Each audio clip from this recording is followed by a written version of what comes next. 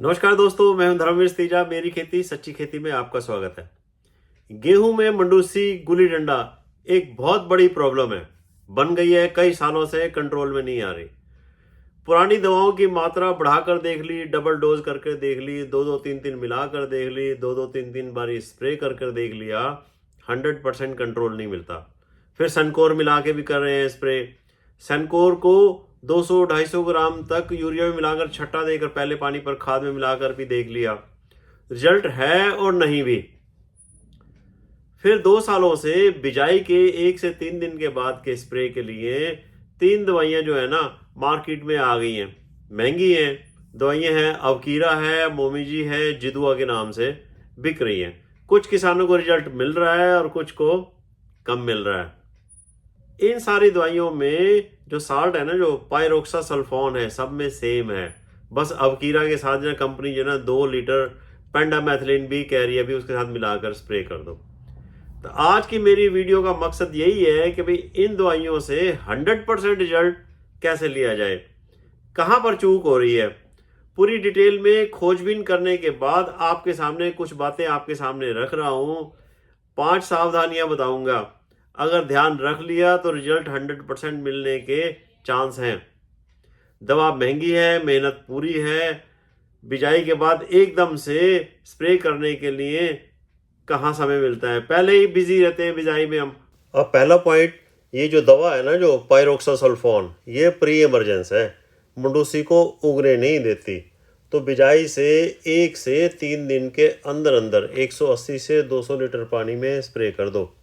अब खेत में जो नमी तो होती है थोड़ी बहुत जो है बिजाई के समय, तो नमी जो है 7-8 दिन तक रहती है। तो ये दवा 7-8 दिन तक काम करती रहती है, नमी के साथ ही काम करती है। अच्छा, एक और बात, ज़रूरी बात है, ज़मीन को आप अच्छी तरह से तैयार करो।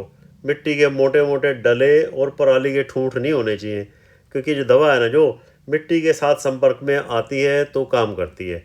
जो मंडूसी का बीज मान लो डले, मिट्टी के मोटे डले के नीचे या पराली के नीचे उग जाएगा तो उसके ऊपर ये काम नहीं कर पाएगी।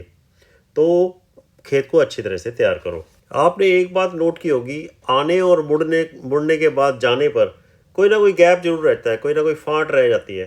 तो अगर मंडूसी उग जाती है तो दूसरे वीडी साइड से कंट्रोल करो, या फिर बाद में जब दिखने लग जाए तो लेबर से जड़ समेत उखड़वा लो पहले पानी के बाद। मतलब कि स्प्रे करने के बाद भी ध्यान देना है। यूँ नहीं कि भाई स्प्रे कर दिया और मस्ती हो गई, ऐसे नहीं चलेगा। नहीं तो अगले साल फिर मंडूसी का जंगल तैयार हो जाएगा, क्योंकि एक पौधे से 500 से लेकर 5000 बीज तैयार हो सकते हैं। आप यहाँ देख रहे हो ना, यहाँ पर ये मुड़ेगा तो हो सकता है मोड़ के ऊपर कहीं ना कहीं पर कोई गैप रह जाए। अब पहला पानी 21 दिन के बाद ज़रूर दो, ये जो 3 दवाइयाँ स्प्रे करने के बाद, क्योंकि ये जो केमिकल्स है ना, मोमीजी है, अवकीरा है या जिदुआ है, ये नमी में ही एक्टिव होते हैं तो लंबे समय तक काम करता है। तो मंडूसी पहले पानी पर जो मंडूसी उगती है उसको भी कंट्रोल करेगा। पानी जो है 20 से 21 दिन पर ज़रूर से ज़रूर देना है। आप इतना ध्यान रख लो तो कामयाबी आपके कदमों में ज़रूर से ज़रूर आएगी। थोड़ी सी बात पेंडामेथिलीन की कर लेता हूँ, क्योंकि अवकीरा के साथ आप 2 लीटर पेंडामेथिलीन मिला के करें या ना करें ये आपका डिसीजन है। लेकिन मैं ये बताना चाह रहा हूँ कि पेंडामेथिलीन जो है ना, ये भी एक प्री इमरजेंस वीडिसाइड है। जब इसको स्प्रे करते हैं जमीन पर एक परत सी बना देता है, तो नीचे से जो वीडिसाइड्स के अंकुरण होते हैं ना वो नाजुक होते हैं, छोटे होते हैं, वो परत को तोड़ नहीं सकते, बाहर नहीं निकल सकते, चाहे वो मंडूसी के हों चाहे चौड़े पत्ते वाले खरपतवार हो। तो इस तरह से ये कंट्रोल करता है। लेकिन इसमें एक बहुत बड़ी प्रॉब्लम है कि इसका स्प्रे करते हुए जमीन जो है ना बहुत ज़्यादा गीली होनी चाहिए, वत्तर ज़्यादा होनी चाहिए, तभी रिजल्ट मिलता है। बिजाई समय खेत गीला हो। अब गेहूं की बिजाई के समय खेत इतना गीला नहीं होता। अच्छा, एक और बात है, रेतली या हल्की ज़मीन में बिजाई बाद मान लो अगर ज़्यादा बारिश आ गई है तो दवाई जो है ना नीचे चली जाती है। अच्छा, भारी ज़मीन में भी, नॉर्मल ज़मीन में भी अगर बारिश आ जाती है तो जर्मिनेशन में थोड़ी प्रॉब्लम आती है।